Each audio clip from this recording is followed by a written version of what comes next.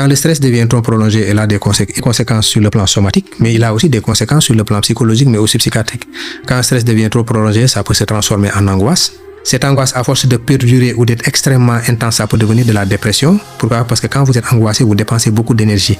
C'est de l'hypervigilance, c'est faire très attention, c'est dans la méfiance, c'est une dépense d'énergie. Ouais. Parce que ça vous mobilise, vous êtes éveillé, ça réduit votre temps de sommeil, donc vous ne récupérez plus comme il faut.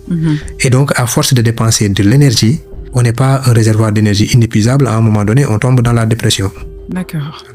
C'est comme ça que certaines personnes se disent « Oui, non, moi je suis solide, etc. » Et puis tout d'un coup, elles tombent en dépression. Elles ne se sont pas rendues compte qu'elles étaient en hypervigilance peut-être pendant un certain temps. Ça nous ramène justement à parfois le déni de ce qui nous arrive. Ah ouais. Voilà, c'est des informations qui sont là, mais on n'en tient pas compte.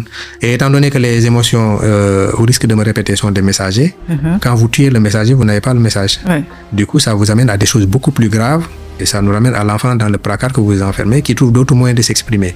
Ça, c'est dans le cas du stress. Parfois, il est possible, et on ne sait pas qui jusqu'à ce que ça arrive, nous avons tous des vulnérabilités sur le plan génétique, sur le plan biologique.